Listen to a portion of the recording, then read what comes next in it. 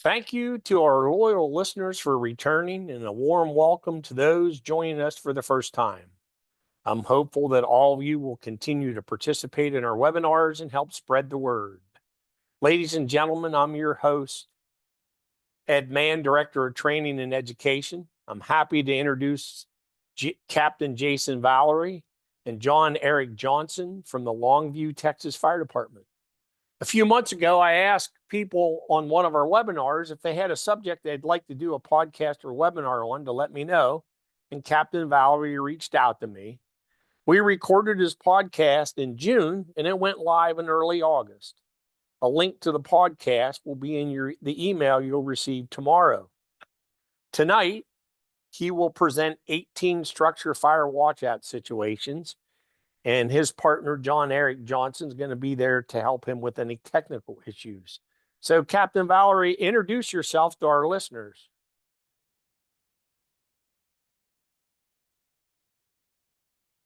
Hello? He's coming. So I asked him to unmute. You got me now? Wait, I'll start your video too. Video. There we go. There you go. Apologize. All right, I'm back on.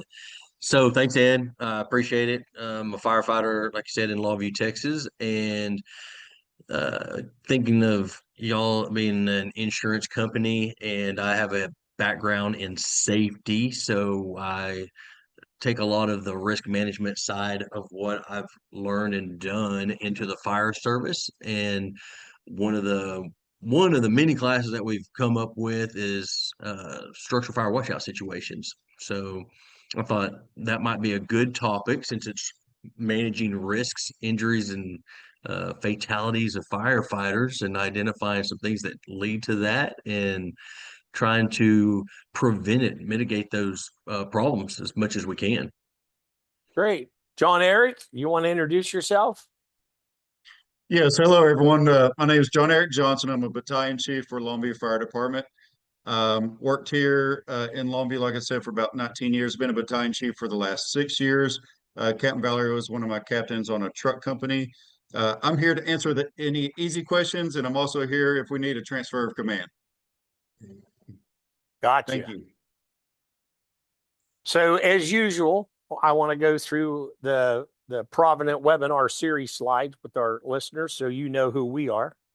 I'm happy to say that Provident, once again, 7 years in a row, has been voted as one of the Insurance Business by America best places to work. And just so you know who we are, get my slides to advance. Provident got its start in 1902 in the Pittsburgh area as an independent insurance agency. In 1928, the owner of the company at the time realized that volunteer firefighters, when they got hurt on duty doing things for the volunteer fire department, didn't have any kind of income protection. So he started a specialized insurance program for volunteer firefighters in the Western Pennsylvania area. Fast forward to today, we provide insurance coverage to volunteer, combination career firefighters, emergency medical responders, with a multitude of different programs. We also now offer our partners in law enforcement some special risk policies as well. Again, 7 years in a row by the Insurance Business America as one of the best places to work. We have an accident health policy that's available to our clients. If you're not a client, let us know at some point and we'll have someone reach out to you. If you are an accident health client, part of that program is one of the benefits is our first responder assistance program. You and your immediate family members are able to place phone calls to a toll-free number to get counseling over the phone. And if they decide you need additional counseling, they will help you find the appropriate help. We also offer a 24-hour accidental death and dismemberment policy that provides coverage for your members if they have an accidental death while they're on duty or while they're off duty. There's also our group term life policy. We have a critical illness and cancer policy that will cover heart attacks, strokes, cancer, or renal failure. The one thing I failed to mention under our accident health policy, in probably about 25 or 30 states now, we're able to issue or offer a cancer rider on our accident health policy. There is no presumption required. If you're diagnosed with a particular form of cancer for the very first time, it would pay whatever the benefit is. And I got ahead of myself here. And then about 6 years ago now, we got into the property and casualty line of business. So we insure your apparatus, your buildings, your equipment. If you're a property and casualty client, you would have access to our Fire Plus Academy that has over 800 online courses that's actually managed through Fire Rescue One in Lexipol. Our next webinar is September the 30th with Jim Lear from Somerset, Pennsylvania, when we're going to talk about gaseous powered vehicles, in particular LNG, CNG, and LP gas. And tonight, there's a picture with Jason with a mustache, and if you look at him at live, the mustache isn't there anymore. Someone told me his wife told him he had to get rid of it. So with that, I'll stop sharing my screen. And Jason, you can bring yours up and share your screen and take it away. Looks like it's already up, actually. There you go. I need to turn my video off. There we go. Perfect. Everything look okay? Looks good on my end. Sam, can you see it okay? Yeah, looks good. Okay. Okay. Go for it, Captain. So let's do this. So we've got 18 structure fire watch out situations. Just know there are other things out there. This isn't the only things that can injure or kill firefighters, but we're trying to make it consistent with the way Wildland does it. They have 18 watch out, so why not come up with some for structure fire? So we did. The first group, I have them grouped a little bit. The first group are from the building, things that you can identify when looking at the structure that pose a substantial hazard. And then we'll, every time we go through one of these, we'll talk about how to mitigate it. If for some reason I don't, stop me and let me know, and we'll talk about the ways to mitigate or avoid those hazards. So we've got 10 of them from the building itself. And when I teach building construction, I bring up 25 things that can lead to line of duty death. So again, there are more, but these are some of the biggest, most prevalent.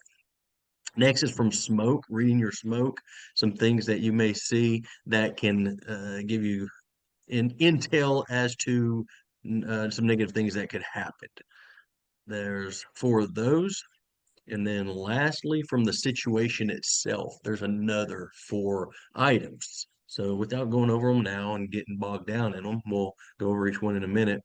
Just so you know some history is these came from watch out situations in wildland. Some of you may be familiar with it if you're a city only department, don't do any or much wildland. You may not be that familiar with it, but it makes sense.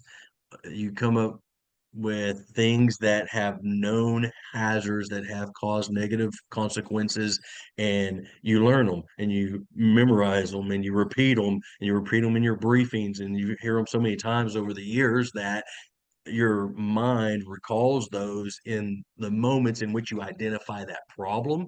So it's beneficial. So a lot of what we do is we try to be systematic and have systems in place that are repeatable. And by being repeatable, we can be more proficient at the job. So I don't want you to read all those and take too much of the focus off, but the strategies and tactics can be a process, and that's what we try to produce, is a process that we can repeat. So without further ado, let's get into some of these. And again, we can discuss these much further in the future, but to cover all of these within a given period of time of about an hour, we're not going to get into a lot of detail. So let's go.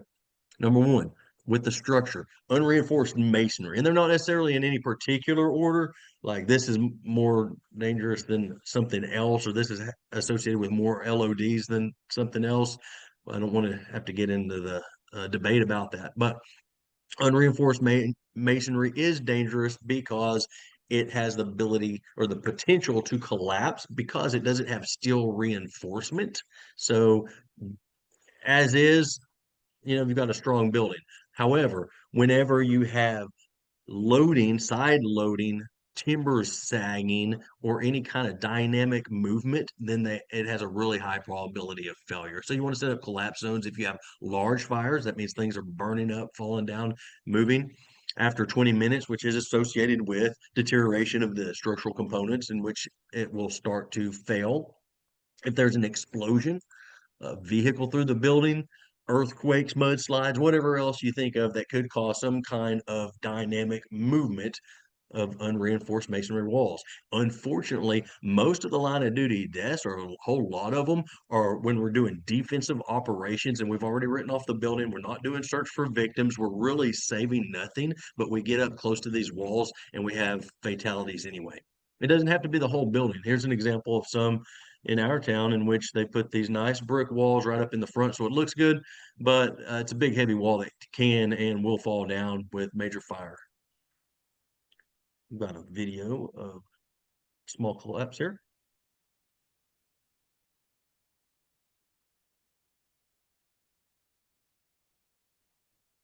That's an in-out collapse of an exterior brick wall, or I call it an unreinforced masonry wall. Unreinforced meaning it does not have steel or rebar. Inward, outward, and a firefighter was trapped under that.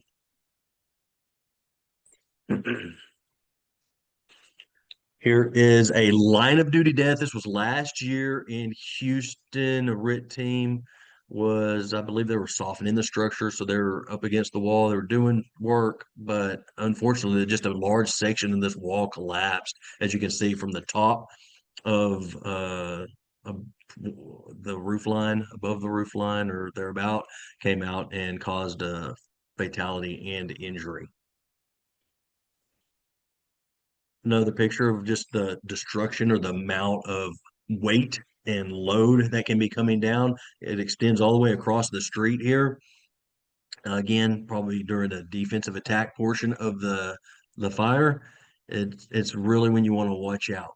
We have a few key indicators, which are big fire, greater than 20 minutes, and especially if we're doing defensive ops, we're managing our risk to a save nothing to risk nothing to save nothing.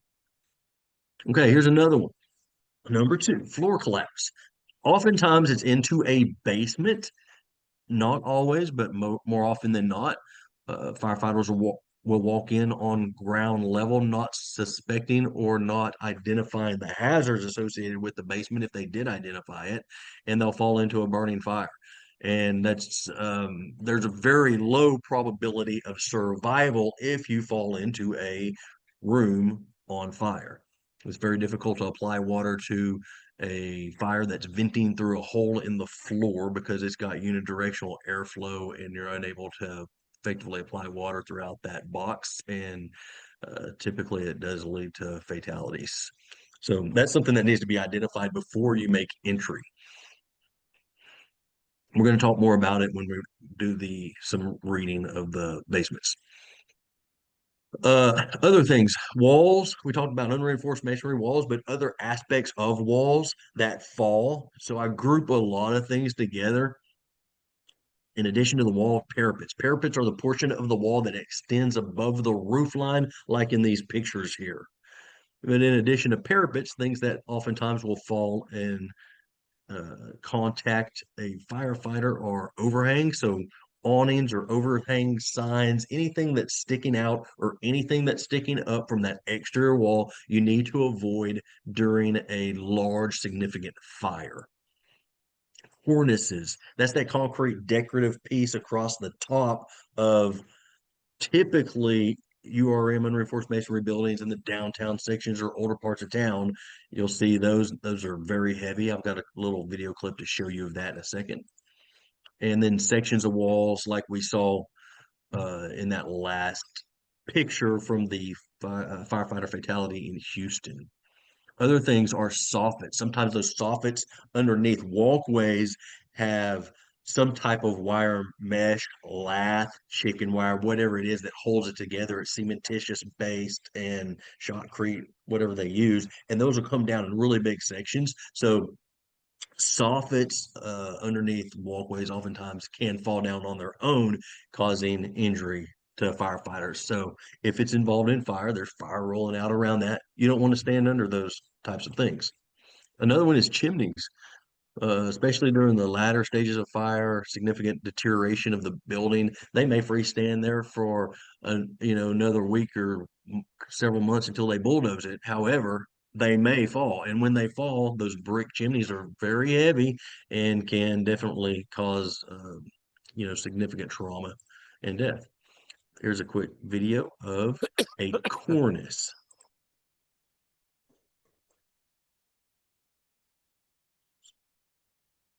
Okay, you can see if that's all concrete. Concrete weighing about 150 pounds per cubic foot. That's going to be probably a couple tons, and that's a lot of weight. If it does make contact with a firefighter, they're not going to survive that.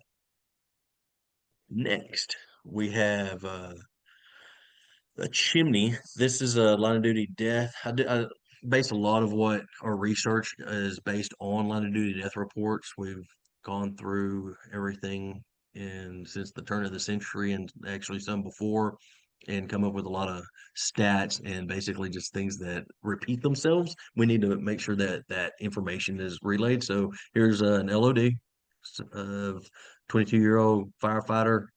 It was a house fire. They were in the overhaul stage, so we're not saving anything at this point. We're just trying to make sure it's all the way out. When the chimney fell, causing structural collapse and pinned him. A couple of firefighters actually underneath both the single floor building material and the bricks of the chimney, and ended up killing the firefighter. So number 4 under the building construction things are just dilapidated, unoccupied structures. When I say unoccupied, I don't mean that it's a working business typically, but right now we just don't have occupants in it and we need to get some in there. I mean, the things that they need to be bulldozed, they haven't been occupied in a while. The reason those are bad is because they have likely water damage, termite damage. They have been gutted from the interior. Maybe the sheetrock's not intact. Maybe drop ceilings aren't intact. So fire spread will spread quicker and the structures themselves will collapse much sooner. So you have to expect quicker fire growth and earlier collapse if you go to offensive on these structures. This is an example of a line of duty death. In 2010, we had 2 fatalities, roof collapse. This is an abandoned structure. It was an unsecured commercial structure, a bowstring roof, an 84-year-old building, and it collapsed within 16 minutes of the initial company's on-scene time. That is really fast.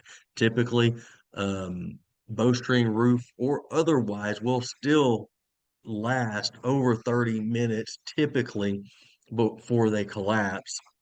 However, this one was deteriorated, and that played a significant role in the early collapse when you have firefighters in the offensive mode, stretching lines, spraying water, searching for victims, and all the things that we do inside.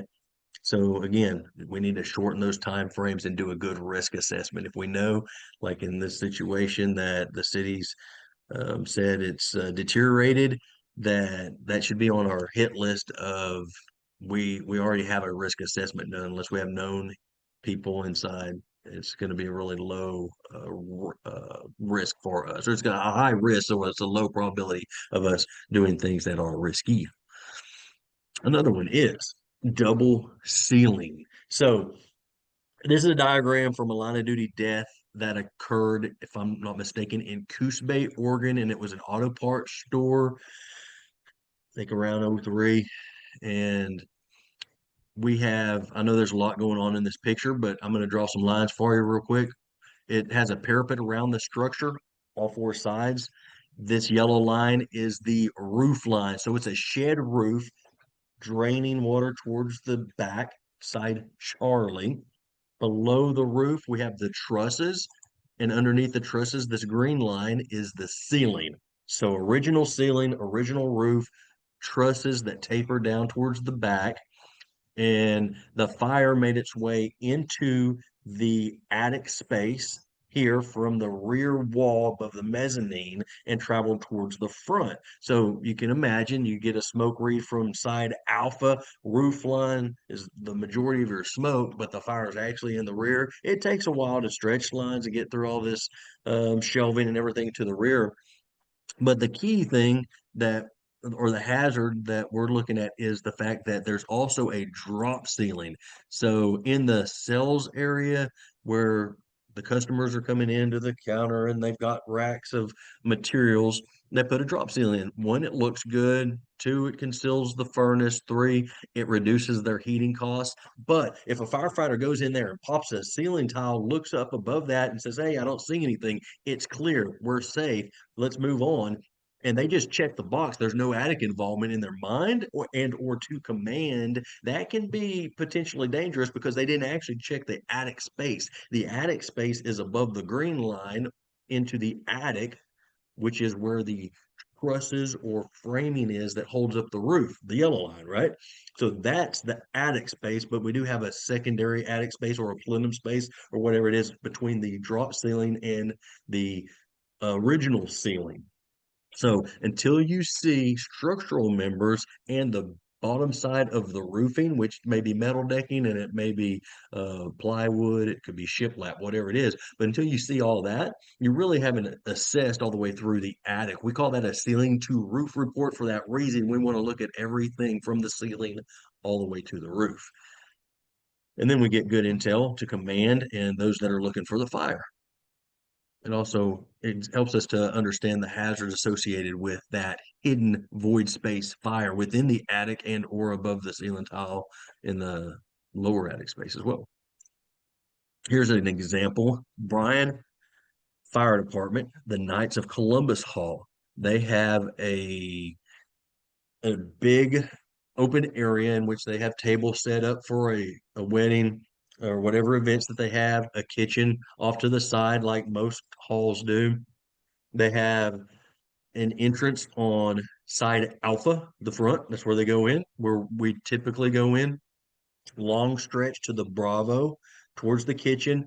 However, from the kitchen, we have fire smoke push up into the above the ceiling tile, yet below an existing ceiling, which was a beadboard ceiling. So you have a lot of smoke accumulation in an overhead void space that is unchecked by initial entry crews.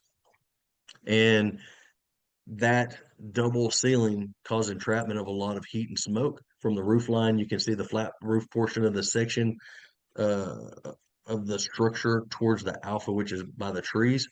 And then it also has a gabled roof towards the rear or Charlie portion of the structure. The yellow writing is highlighted. It says the ceiling consisted of suspended acoustical membrane installed below an existing wood beadboard ceiling. And then above that, what you will find the structural members.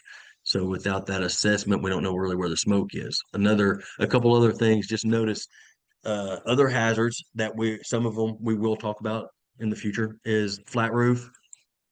That flat roof causes that smoke to spread out horizontally quickly because it's usually not real tall. So it goes out in all directions until it meets its barrier. And so you'll have oftentimes it's a light or a thin smoke coming from the perimeter of a structure. And that's a key because a little bit of smoke from a really big structure could be a very significant problem. Double ceiling we talked about, and it's also a deep fire on deep's Bravo side where the inner alpha. So you got a good ways to go in and around tables and all that stuff to get to the fire. There is an exit at the kitchen, which is, if you can see that lighter colored rectangle extension towards the bottom of the picture by the flat roof section, that is the kitchen area. There's an exit right there, but we don't typically go or identify those exits a lot of times. We just want to go out the way we came in. That's another problem. Added vent fans without an appropriate exit is not beneficial for fire suppression, and just generally poor size up in communication, not just incident commander, but anybody can see these hazards and verbalize them. and or verbalize them to our crews and come up with appropriate strategies and tactics. So just we have to be better at identifying these 18 watchouts and others, effectively communicating them and having plans in place to effectively do the job safely and effectively. Another, as we move on, we're into number 6, additions and half stories. I'm lumping them together. A couple reasons. One is, as we have additions on houses, oftentimes the interior layout is changed. When that occurs, it makes it to where it's more difficult to progress from your point of entry to the fire compartment, maybe because you expect to be a hallway here or a wall there, or the rooms are going to be oriented this way, and they're not, because they've knocked out walls, they've added walls, they've done whatever they've done. They can just be tricky.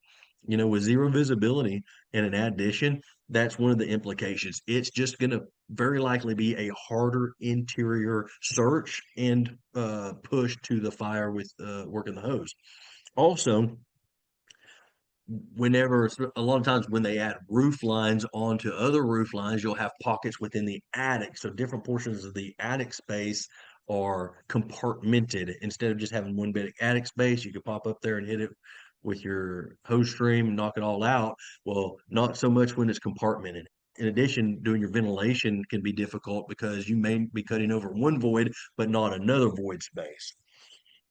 And you'll see how that ties in with half stories right here, because when we have a half story, what we mean is the second floor doesn't have full height walls. So it's rooms built into what could have been or is the attic, but it's livable, tenable space where you may have people. So you'll have a short wall or a knee wall on the sides. And let's draw a little yellow arrow here. That's where your knee wall is going to be. And what that does is it creates a triangular shaped compartment. That compartment is isolated and separate from the living area. It's also separate from this other triangular shaped compartment across, and it's oftentimes separate from the triangle shape above. So now you've got various pockets in which you could have trapped heat, smoke, and smoke is fuel. And if it's in the right mixture with air, can cause rapid fire progression and even backdraft. So backdraft can occur in attics, in walls, in rooms, whatever, any type of box in which the conditions are right. So as we move around the house, there's a box, there's a box, there's a box, there's a box, and don't forget over the head, there's another box. Now, are all of them going to be full of smoke and heat? No, but some of them may be with that vertical progression of that fire. And whenever one goes to pull ceiling or pull sheetrock and expose that fire or open up a door, some of them have door because you have storage in those boxes. Why waste that space? But if it's burning hot, full of smoke, that can ignite and can and has led to line of duty deaths. Here's another picture from the interior, just so you can see how these triangles are built and how you can have little boxes around dormers and around an attic space. Here's one that burnt from the first floor up to the second floor. So we still call it a second floor, but a half story is a second floor, because just the words "it's a half story" imply that you could have compartment fires or hidden fires in these void spaces. Notice how the rafters are burnt completely in half down low, which is opposite of what we would expect in a gabled roof, right? The heat's going to go to the top and it's going to start sagging and burning up from the top down. It has this triangular box that burnt real well, and some of it extended into the attic portion above the second floor as well. This is a line of duty death. I usually include a couple of them. We're going to just do one right now, which is in Evanston, Wyoming, in which firefighters pulled up. They have a half story. They stretch the line. They get to the top, and they are doing a search because they get called for a victim. Whenever the lieutenant, he had to get a tick, came back up. There's a second line starting to be stretched. the conditions got right, smoke ignited, caused a backdraft smoke explosion, whatever it is, rapid propagation of burning smoke, boom, caught the second floor on fire in and around them, trapping them, and it's blowing the second or backup crew or second line back down the stairs with rapid fire propagation.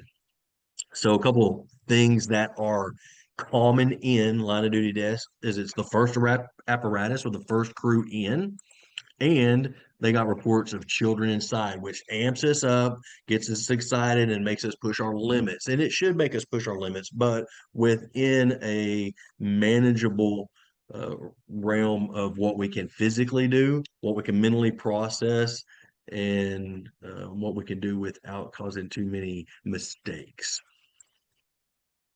Next, we'll move into fire exposed trusses. Changed the name of this several times, but I think what I've come to narrow it down to is any trusses that have fire exposure for too long are going to fail. Metal's going to weaken, sag, collapse at some point. Wood's going to burn up. Either one. If they're not on fire, they're still strong and they're going to be okay. If that fire is controlled to a certain area, you have an area that's bad and an area that's possibly safe to do operations in. So you have to draw your line based on your smoke read, your understanding of fire dynamics, your understanding of the building construction, what you're seeing, where it's moving, how rapidly it's progressing. That's a lot of stuff to take in, but it's a judgment call that you can effectively make. Anything that's engineered is designed to hold the most load that it can with the least amount of material. So the commonality between steel or wood is there is a lot of surface area exposed to the heat. So it's not big boards. And so with all that surface area exposed, it starts to deteriorate fairly rapidly. And so you can have that failure. And that's where our 20-minute timer comes in. 20 minutes on scene is a big deal. We'll typically start to see things fail at that point. All right, we got a lightweight construction fire in which there was collapse. The collapse ended up killing a firefighter. This was 25 minutes after the first on scene when the thing started going really bad and we started having this failure. So remember that 20-minute timer? There was no positive fire suppression going on. They had problems with the water supply, so they didn't quickly and effectively get a substantial amount of water on the fire. The right water, the right time, the right way. This is conditions on arrival. How much water do you think they need? A tank? I don't know how big their tanks are, 500, 750,000. Even if it's 1,000, they could put a good lick, but I don't know that they're going to effectively put out a tremendous amount of fire with that amount of spread. And we don't know how deep it is without a 360, but that's a lot of fire. And so that's what they're dealing with. And the firefighter that died was on Division Delta. So in this area where the fire is. So obviously, you see that amount of fire, the probability of collapse is high. It's been burning a while. Just because we get on scene right now, well, we shouldn't be starting our mental clock at that point, right? We're probably getting close to at least a 10, 15-minute time frame already.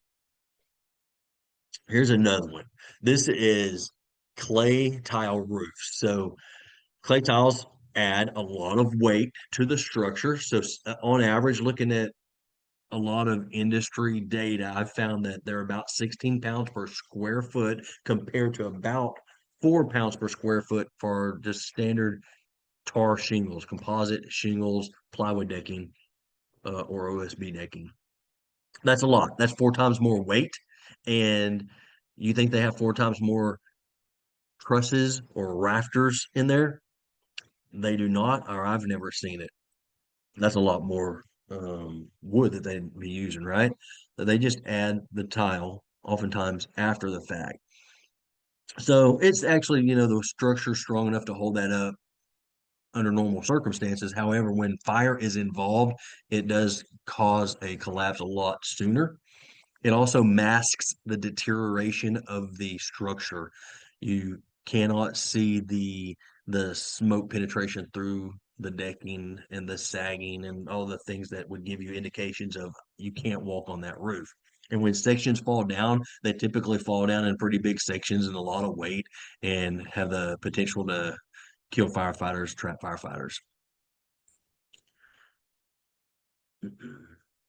Another one is the double roof. So just like a double ceiling, whenever people throw a roof on top of another roof, whether it's an addition like you see in this picture right here, you can tell they just kind of did an addition. It looks like a pretty good old roof, right? But how's that going to affect our vent? You jump up there and cut a vent hole, and you're expecting to have a nice discharge, and you don't. Um, so one of the important functions on a fire ground isn't accomplished very effectively. If you have a raging attic fire in the lower portion of this attic, horizontal vent may not be appropriate either. So it limits your ability to successfully do the job. You may have to cut a second hole, you may have to move to another place or whatever, but all that's just time taken away from you effectively doing the job. It's also another pocket to hold smoke. And when a box, no matter the shape, even if it's whatever this shape is right here, it's a container that fills with smoke, and smoke's still trying to fill into it, and it's still producing smoke from the burning. When the box is filled and it can't push out, or it can't push out except for in small amounts, but the production is greater than the discharge, guess what it does? It pushes down. And if that means pushing down on the firefighters, especially if it's hot and thick and ignitable type smoke, then you have the potential for a dragon's breath coming through that ceiling down onto your friends or your firefighters. Right. Here's just a picture of someone adding a roof on a roof. Some call them a rain roof, but I say all roofs are to prevent rain. The other one just wasn't working good, so they added another better one. So I put a roof on a roof. There's another one. This man, old skylight. And the next is brick veneer. And I say brick veneer taller than the first floor typically, because 8 foot of brick falling on you is probably going to hurt, but it's probably not going to kill you. But it coming from a little higher, it's got some more speed, some more energy, and it has a lot higher probability of hurting you. We had a section on a fire fall down one time, and it shook the ground. And I was safety officer. I did not recognize that as a hazard. It's a second story apartment burning really well. And but when it fell, it hit the ground. Man, I locked it in. Said, okay, that is now something I'm going to put on my checklist of things to identify on all these structure fires. Is brick veneer above the second floor? It's just one layer thick, but it is enough to kill firefighters. So if you've got a lot of burning behind that brick, then you need to set up a collapse zone and avoid those areas if at all possible. Hey, Jason, let's back this- up just a second. There was a Yes, sir. comment in here from Anthony Joe. How often is this seen with the double roof? You were talking about the double roofs. How often do you Oh. see it? And I will say in my area in central Pennsylvania, it becomes more and more prevalent, especially where people had flat roofs to begin with. And they've tried everything to stop them from leaking because they were asphalt with stone in them, so on and so forth. How often do you see it down your way? Once I finally learned to identify them, it took most of a career. I see them all the time now. I can't drive around town without seeing them. They're very common. Like you say, most of the time, at least in my area, same thing. If they were old flat roofs, and then they add a shed roof to it, oftentimes just from front to rear. You'll see a lot of ours will see cinder block type structures, and then they'll have a metal roof, and that metal doesn't match that cinder block. Every time I've gone in there and said, hey, can I see your attic space? Let me see your attic access. Bam, it's a old flat roof, probably tar and gravel. And I've done that enough times that now I see it, pretty regularly, just all over the place. A lot of people have commented that they see that very common in central Texas, south of Colorado Springs. A lot of them a lot of comments in here about the double roofs. Comment from New Hampshire, so they're becoming more and more prevalent. And I think in some cases, it's just cheaper than trying to replace the entire roof that's there. Right. And Right. where I live, we have a lot of Amish builders, and an Amish builder can come in a day and put a second roof over top of a flat roof in a hurry. So Yes, sir. I guess the most important thing to your point, Captain, was as you drive through your first due area now, you're able to identify them. And so my comment to our listeners tonight, get out and drive your first due area. And if you don't really know what hints to look for, you know, go look at a couple, that have the double roofs on them and pick up on it. So you know what's in your first due area just by driving around. Right. And you catch them building them pretty regularly. I've got multiple structures that I've taken pictures of the progression from the flat roof to it could be a gable, it could be hipped, it could be a shed roof. Probably more often than not, I see shed roofs because it's the least amount of material. They just start at the a couple feet at the front and taper it down to the back to next to nothing, let it run off the back. It's the cheapest, but it is common and it is a pain. I've tried to identify how to overcome every problem I'm going to come across on the fireground, and that's one of them I don't have a great solution for. Without getting into tactics, it's just going to make life tough. All right, we can move on then. I think we hit that one pretty good. Yes, sir. So brick veneers again. This is a actual line of duty death. It's only a single story, but it's the portion above the garage that had brick veneer going all the way up, and that fell out and got a fireman. This is the same one, I believe, right here. It's just a different picture. So 2019, the brick gable end collapsed, killing a firefighter. Isn't that horrible? We're oftentimes in a defensive posture. We're not really even saving anything. We're not planning on saving anything. We're just spraying water because we feel like we need to be spraying water, and then we get hit by things that we should just step back another 15, 20 feet and we're okay. It's hard because we want to go to work and we creep forward. So when we say set up collapse zones, set them up and enforce them and maintain them, because we as firefighters, we sneaky, we start to creep up in there and think I can get a little of this and fire here and there, and that's not okay. We have to be disciplined enough to stand wherever chief tells us to, behind the whatever line. So that would save a lot of firefighters. One more example real quick. This is a line of duty death in, I believe this was Dallas or Dallas area. And what is a section of brick that fell off, hit the walkway, and then the walkway fell on top of the firefighters at an apartment complex. So, oh yeah, it says Dallas right there in front of me. Sorry. So just something to watch out for. Again, it's just a brick veneer. It doesn't seem like a huge hazard, but being in the wrong spot at the wrong time can be definitely negative. All right, we got through the structure stuff. Next is a few smoke items.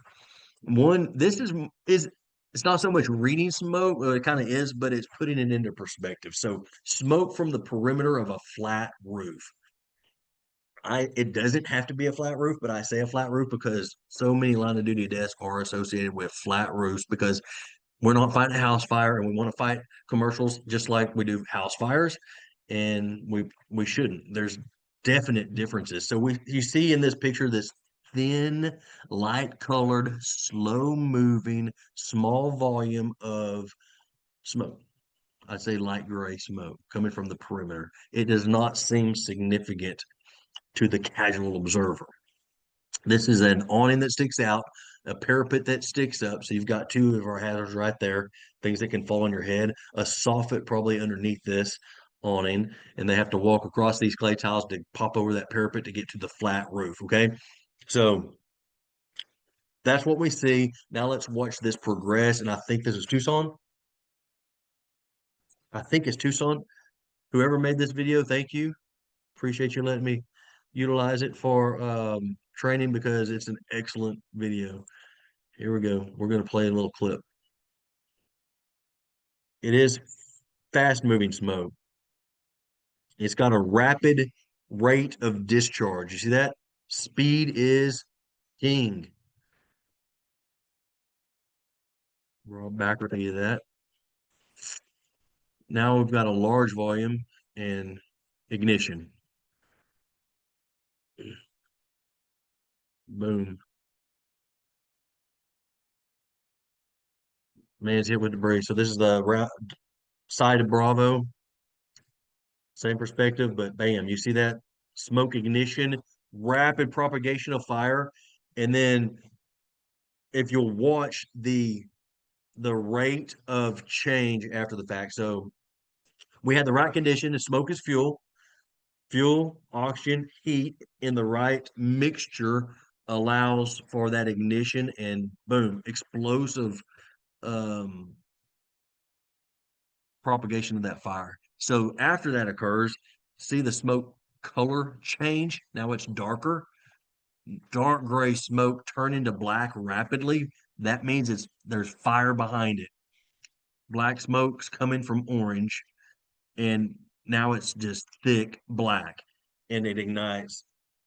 So there's another one of our hazards is things that stick out, things that stick up on the exterior. We've already had a near miss. Let's not have another one. And there you go.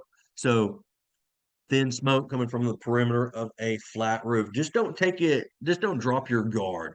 Inspect early, inspect often. That means as soon as you go in, even if you're on fire attack and the fire is in the Charlie, and we've got 150 foot to get to the little fire that they're talking about or reporting, pop ceiling tile now and inspect that space above your head to make sure you're not bypassing a potential significant hazard of smoke explosion.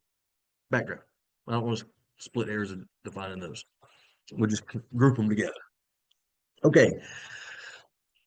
I'm trying to think of basement fires kill a lot of firefighters. So what are our indicators? There are more.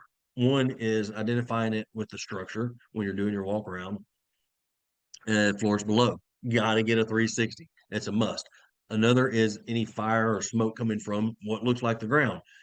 I mean, that seems obvious, but we look at this structure on Bravo. We see flames. We've got a basement fire, right? We also got a first floor fire. I think I see a red hose line going in the front door, though. So that is, to me, a no-no. If we would just go over there to Bravo, spray water into the basement, we'll get us a knockdown. And once you have knockdown of the basement confirmed by white smoke and slower moving white smoke, at first it's still going to be fast because it's pressure push and then it's going to settle. So it's slower moving white smoke. That's a pretty good confirmation of a knockdown. Now, if a firefighter falls through the floor into that, he's going to break an ankle or something maybe, but he's not going to die and burn up. We've got to get knocked down before we allow people to walk over the barbecue pit. So look for that low level of smoke. Here's one on a city street coming from the ground. Here's some soot stain or smoke stained, we would call those partial access, full access being a walkout or doorway, man door from the level below. These have windows. So you've got partial access to that you could hit. One more is this was a fatality fire. When I was making this, it was literally a week before I was teaching this a month ago, 2 months ago. I was teaching this, and so I saw this article. We've got a basement fire, but again, we're entering alpha, first floor, not the basement. Maybe they have a line on the basement. I don't know. I'm not going to say that they don't, but we should always fight fire from the lowest level up. And that way we know we're not going to fall into a raging fire. Again, you just cannot survive that. So even if you're stretching Charlie basement and you're stretching alpha and holding to a certain extent until you get a knock, clear knock, and then you move in and finish it off. but identify it, understand the appropriate tactics to employ, and then do the right things and be disciplined enough not to go where you shouldn't. Next, we're getting close. Thick, hot, dark smoke, dangerous conditions. That's some nasty, thick, dark smoke. And so the point is, smoke is fuel. When you're doing your smoke read and you're looking at the size of the compartments and you're watching the rate of change, especially as an incident commander, um, you should just that leads to a backdraft. It could lead to the flashover, a flow path issue, all these things that are rapid fire phenomenon.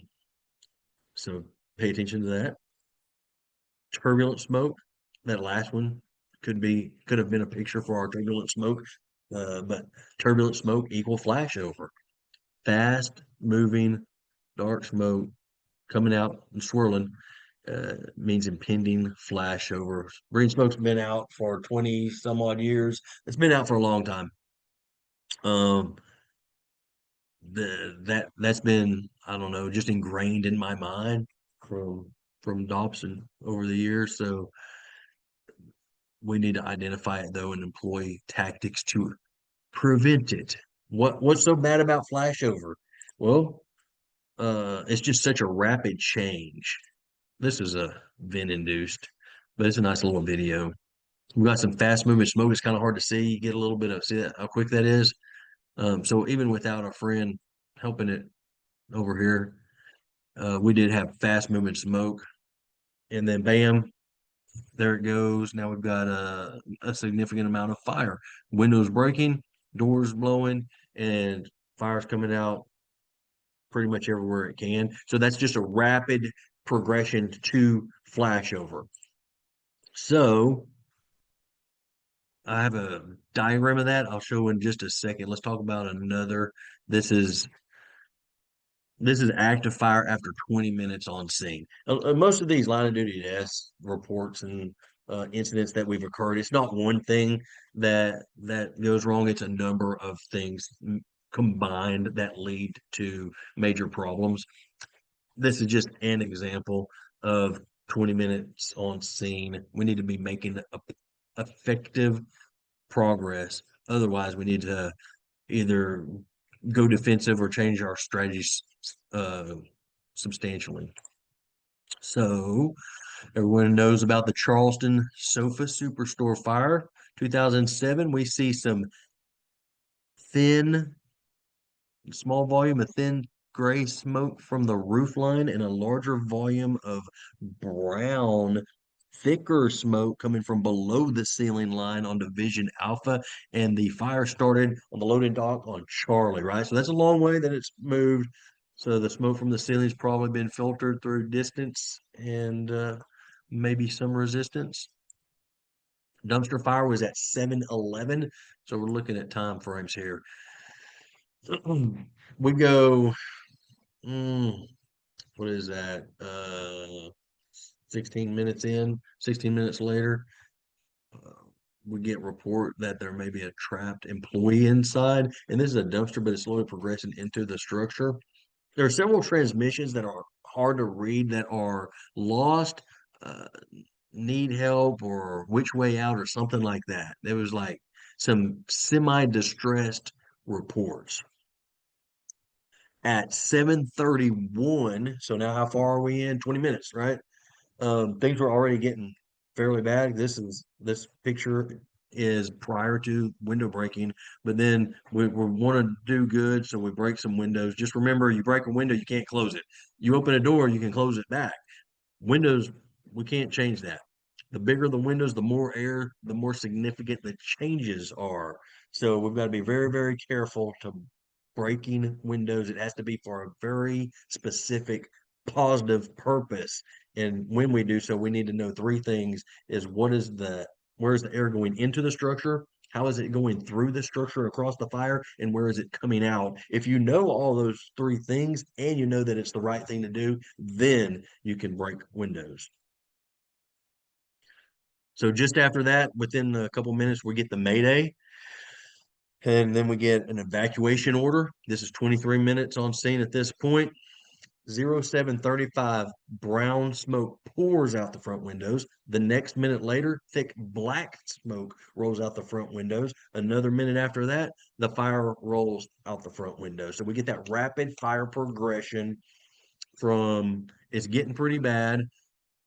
Adding air didn't help it, but then it turns to brown smoke, meaning that untreated wood members are preheating. So we're in where the attic space. What's going to produce a large volume of brown smoke? It's not a stud in a wall space. It's the attic space. The other one would be a basement that doesn't have has an unfinished ceiling and exposed um, ceiling joists. Those will produce a large volume of brown smoke. Lock those in to one or the other.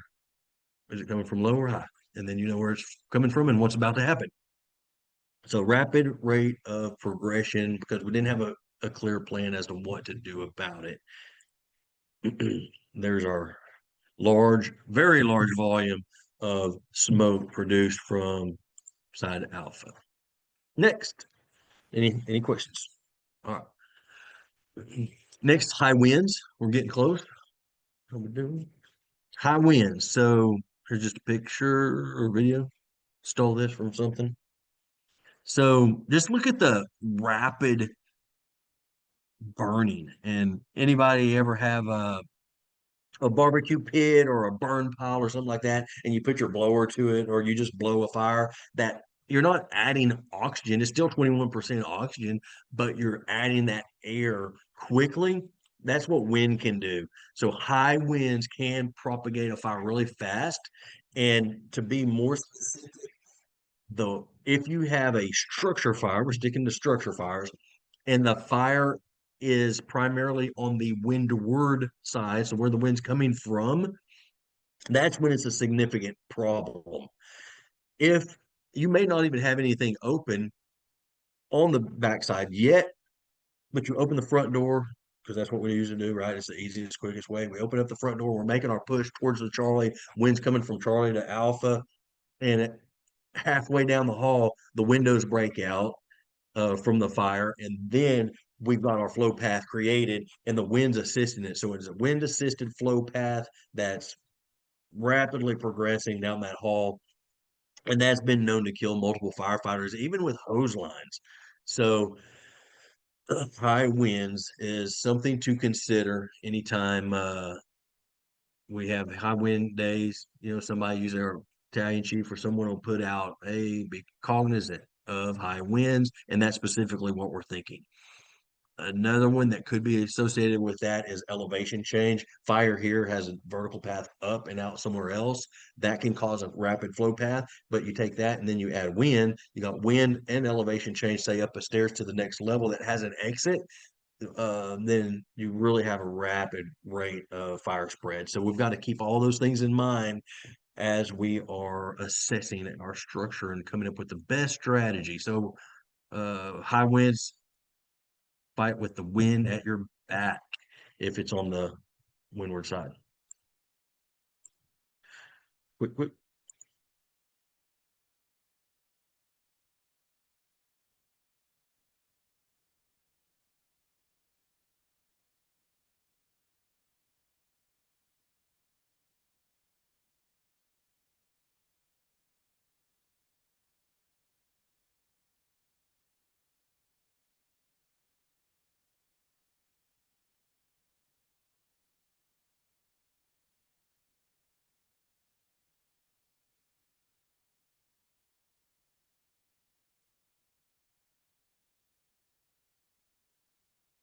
There's a significant event in which the wind-driven fire is making people bail out, seek shelter in rooms, causing some kind of plaster to collapse. So rapid fire progression probably associated with that.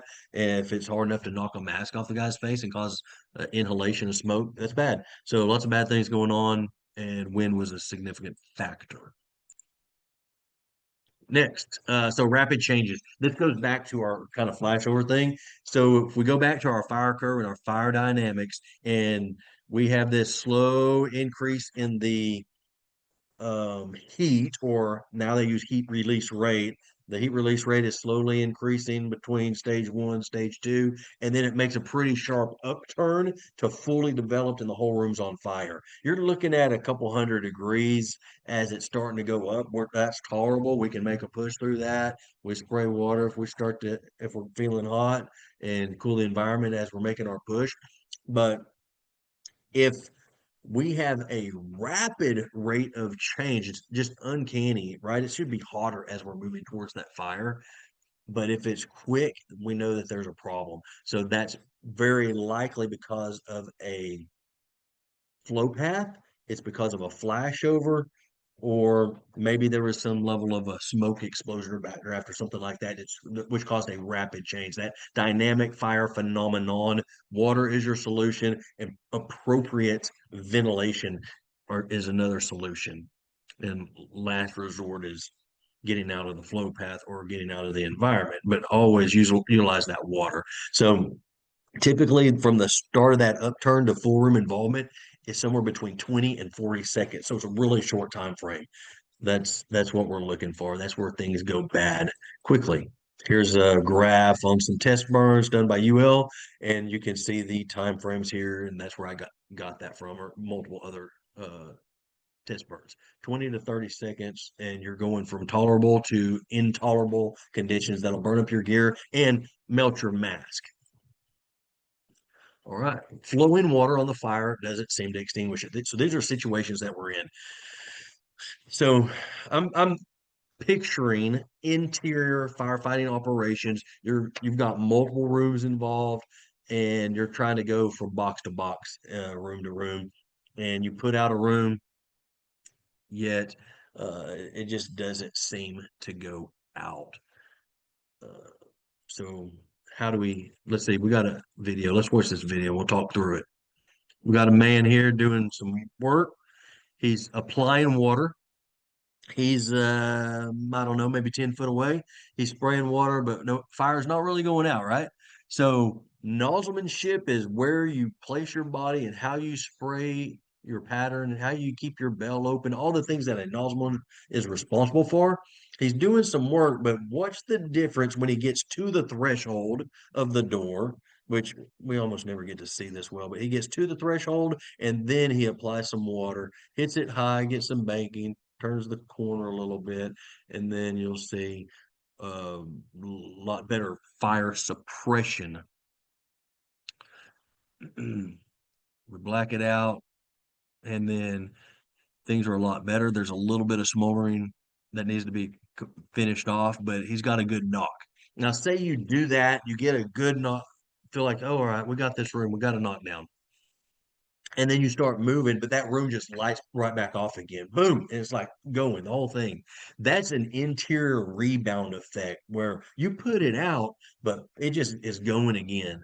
And you're like, typically, you'll put that room out, you go to the next room, you go to the next room, and you're just putting everything out.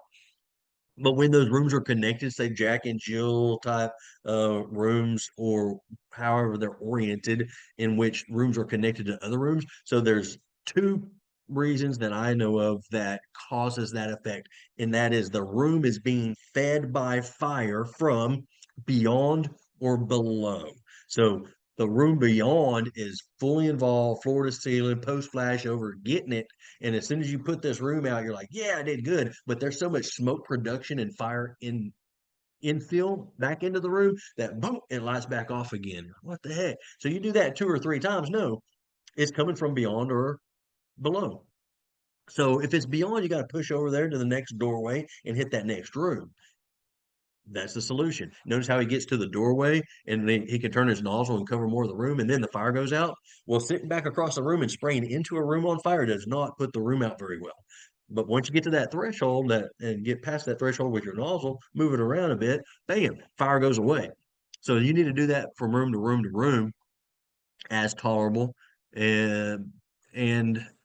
But you don't want to do that if there's a potential for a basement fire below you, or you're on second or an upper floor and a potential for fire below you. So if the fire is feeding it from below, it's already burned a hole in the floor, be very cognizant of that and lead with a foot or a feel before. Don't just push quickly and uncontrolled across that room. I've been to that situation where there was no floor below us, and where the room below us was post flash or fully involved. It was just a dragon breath of flames coming up through the floor, and we finally figured out why we couldn't put it out. We broke one of the major rules, which is always start from the lowest point and work your way up. Didn't even have a hose line on the Division 1, so could have been very bad for us, but we made it to fight fire another day. But lesson learned. That's an interior rebound effect. Putting out a room, but it just keeps catching on fire. It's being fed from somewhere else. Oh, that's the end of 18 structure fire watchouts.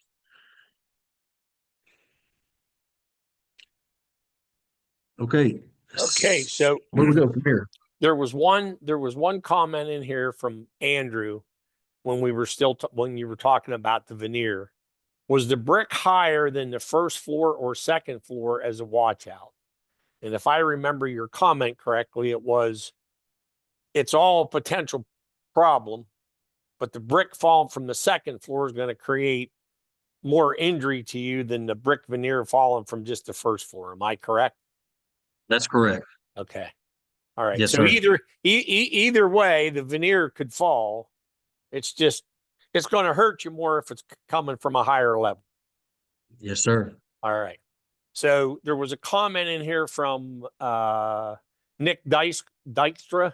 Living in southern Alberta, wind is a big factor in our fires. So he already knows his geography and topography. He knows that the wind's going to present a problem for him. I know we have some people in here from Erie, Pennsylvania. I guarantee you wind is an issue for them at times.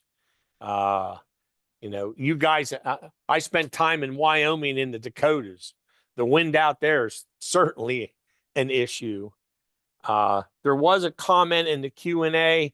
The comment was our department has a double flat roof with a pitch roof over top of it. Again, it's one of those commercial roofs that kept leaking. So they fixed it all right. So I want to make a comment early on, Captain, when you were going over the unreinforced masonry.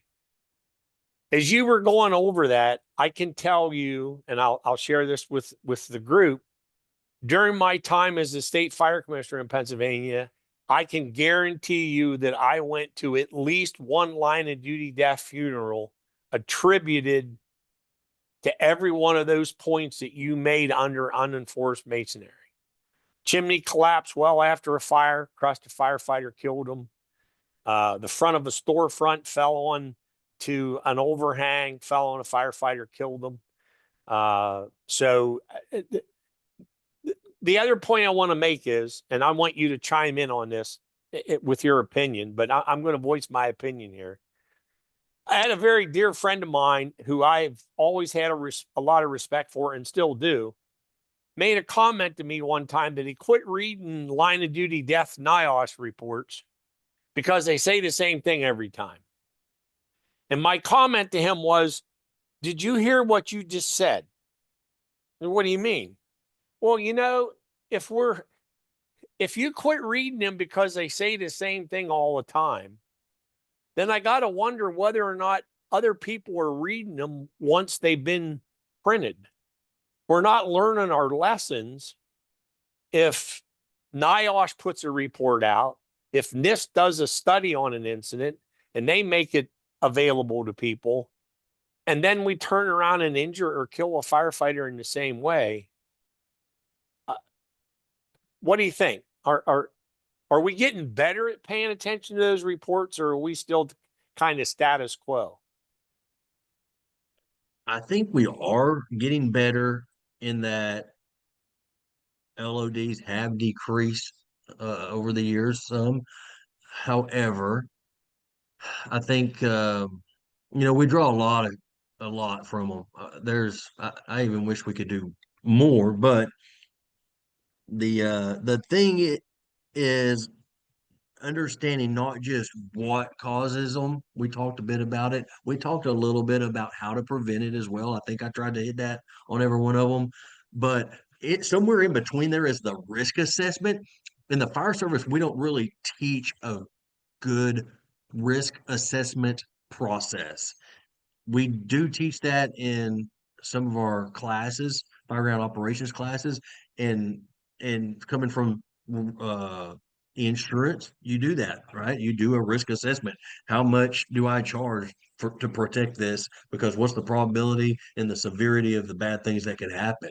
We can do that in the fire service. In fact, we can do it very effectively, but it's not really, that part isn't taught and it's not ingrained. If we do that ahead of time before the incidents occur, we already have risk assessments built into our mind. So we know when we see this and this, we're doing whatever. We're going to mitigate it in this way. If that doesn't mitigate it, we're going to go defensive or we're going to avoid it or whatever it is.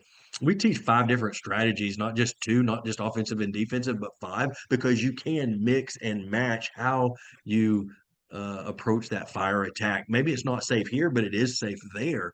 So we can employ both offensive and defensive simultaneously, as well as multiple other things. So being open to more strategies and actually fully assessing those risks to be able to defend why you do what you do is imperative. There may be a book that talks about it, but I don't think I've seen it in any of the promotional material that we utilize to teach our officers. So there is a question in the Q&A from Dixon Armistead. What would be the best action to take again when you see light smoke around the perimeter? Okay. So remember to inspect that void space above your head early and often. So as soon as you're making entry, usually you can see all the way through. I say usually. A lot of these LODs and then situations that I've been in, you've got great visibility at the ceiling level because the fire's way over somewhere where it's poking through.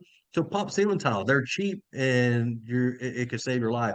And you're looking for smoke conditions, fire conditions, the structural members, and is there a second ceiling? If there's not a second ceiling, what is the structure made of? And then what is the roof decking that I can see? So there's like 5 things in a ceiling to roof report that we teach when we talk about size up and a global assessment. We have a roof report, an interior camera report, a ceiling to roof report, a 360 report, our initial size up, plus a sit rep from command based on a given time frame.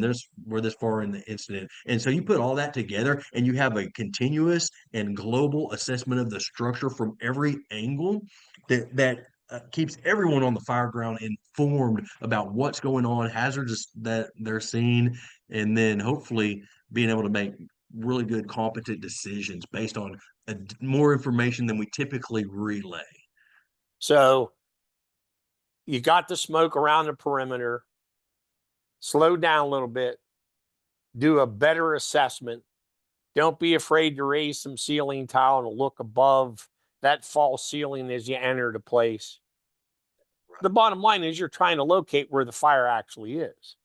Right. And chances are, if it's light smoke at that perimeter, around that perimeter, the fire's somewhere above that ceiling. Am I hearing you right? Is that? Yes, sir. Yes, sir. So also, I guess to be a little more specific is several of the line of duty deaths, they're deep into the structure before they do that. When they pop ceiling tile, or they're like, hey, I think I have an attic fire, or we have extension. They pop ceiling tile, but what they're doing is they're feeding air to hot smoke and they're creating a backdraft. So you have a dynamic fire event, boom, it's dropping ceiling tile on them, it's shaking the roof, and it's moving stuff around. Do that And investigating early. Yeah, if you do that by the front door, you go, ooh, Yep. that was scary, and step back out the front door, right? There You you do go. that 200 foot in, where are you going? You might not make it all the way out if you're disoriented and confused and all that. So Bonnie Barlow, can a person get a copy of this to share with the rest of the department? Tomorrow, when you get your email for participating tonight, there'll be a link that'll have the PDF version of the captain's presentation tonight. Brian Minich has a comment in here. A unique hazard we face are the old 19th century slate farmhouse roofs. Large amounts of water cause slate shingles to come loose, and drop alongside the house from early attack to overall. They come loose frequently. We have many homes still around this unique hazard we have to prepare for and set up. Brian, what part, if you can, what part of the country are you from? Another one from Ray Clark: observations of potentials for hazards during fire inspections should be brought back to inform your department and go into pre-plans. So we look out for this when we call to that location. That's a great idea if you have a career department that has building inspectors. But I'll wager a guess a lot of our listeners on here tonight are volunteers. And if there is somebody doing building inspections, they're in another part of local government, and they don't share that information with the fire department whatsoever. That's just the way it is. I don't mean that as a criticism. That's just the way it is. Let's see if anything else popped up on the Q&A. I think I got everything that was in the... Oh, Brian says he's in northern Indiana. So that's where the slate roofs are on the old farm, the 19th century farmhouses. Okay, I think we covered everything in the Q&A. I think we covered everything that's back in the chat. A lot of positive comments, a lot of folks picking up on some tips they never had before. So that's an important thing. Captain, you mentioned fire dynamics a couple of times and flow path. And Sam, we'll include this in the links tomorrow. But folks, if you haven't taken the time to go to the Fire Safety Research Institute from UL, FSRI, where, you know, people are complaining all the time they like online training, go to FSRI. And you can sit in your basement in your BVDs with your hot coffee and watch all kinds of research that's been done by those folks. And everybody says, oh, they're a bunch of scientists. No, they're not. They're people who are firefighters who happen to have degrees in engineering who go out and do this testing for us. And I'm still amazed at the number of people that haven't taken advantage of it or have never heard of it. Captain, I'm sure you spend some time watching those videos and looking at that research. Absolutely. I'm sitting here with I've got their evidence-based considerations for your Fireground playbook in my hand. That just came out, as far as I know, fairly recently. And I read through it. I was like, that's what we teach. It's like, it's good confirmation that we're doing the right thing, I think, because there's so much in there that it just sounds word for word like what we teach. So, but it's all evidence-based tactics, strategy, and things. All right. So Nancy Kinslow, we will include the link to FSRI in the email that goes out to everybody tomorrow. So, all right. It looks like we took care of everything in the Q&A. Jason and John Eric, I want to thank you for a great presentation. I'm sure many of our listeners picked up on some tips tonight that will keep them safe and alive. There you go, Chief. You look pretty young to be a battalion chief. You must age well. I've got good genes. Take a look at me. Yeah, I'm only 25. I'll just encourage the audience to please review once you do get that PowerPoint sent to you, the PDF. Please review that. By no means is the captain saying, hey, if you're faced with any of these watch out situations that you cannot address that fire or you cannot be offensive. It's just something to a clue, like in a detective, you know, in cop work, they just call it a clue, right? These are just clues just to be mindful that bad things can happen. One of the things that we wanted to add in there is don't forget your instinct. So if you think it's bad, it probably is bad. If you think it's okay, it probably is. So just rely on that gut instinct when you're evaluating, and then take this information and then apply that based on your operations, your staffing, and your deployment model. So I encourage the listeners to do that. All right. So I want to remind our audience that there'll be a brief survey we'd like you to complete. Keep an eye open in your email for me. That'll have your certificate of attendance attached for tonight's webinar.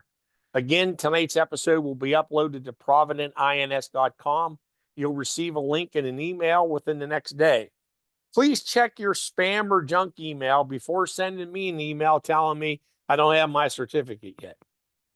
For those of you who use the webinars training for a group, when you receive the thank you for joining us email from Sam, there'll be an Excel spreadsheet attached. Please use this to send the names and email addresses to us for certificates. It makes my life a whole lot easier if you send those names and stuff in a spreadsheet, because all I have to do is copy and paste it to get the certificates ready. You can view previous webinars at www.providentins.com and use the training resources link in the upper right-hand corner of the page. By the way, in case you don't know, I also host our monthly Station 1902 podcast, where I interview subject matter experts on a variety of topics. You can listen to those recorded podcasts on your favorite podcast app. You can also find a link for them at providentins.com. There'll be links for all that stuff in the email you get tomorrow to make it a little easier to get to, including the FSRI. And Jason, you're okay. We're going to put your email in those links tomorrow too. So if anybody has any questions, wants to contact you directly, they can. Yes, sir. You good with that? Yes, sir. There's also additional information on our website as well. Like you can watch a video of us talking about the physics associated with those brick wall collapses. Okay. And with that link, you provided us updated links. We'll send them out tomorrow with the email to everybody. So everybody will have all those links tomorrow when they get their email. So I want everybody to mark your calendar for September the 30th at 7 p.m. Eastern Standard Time, when I'll host Jim Lear from Somerset, Pennsylvania Fire Department. Excuse me. When we discuss compressed natural gas, liquefied natural gas, and propane powered vehicles, and how you should prepare for an incident involving these vehicles. Until then, stay safe for your family sake.